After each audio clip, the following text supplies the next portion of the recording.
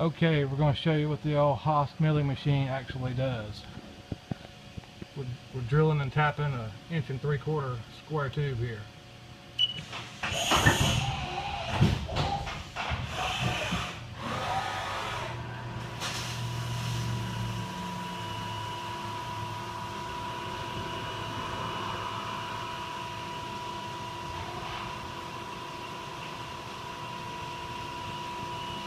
There's our first 2 center drills.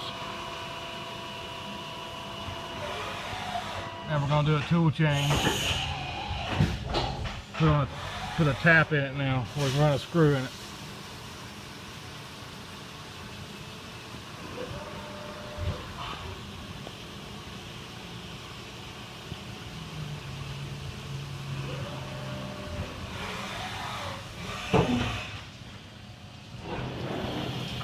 There we go. Here's our completed part.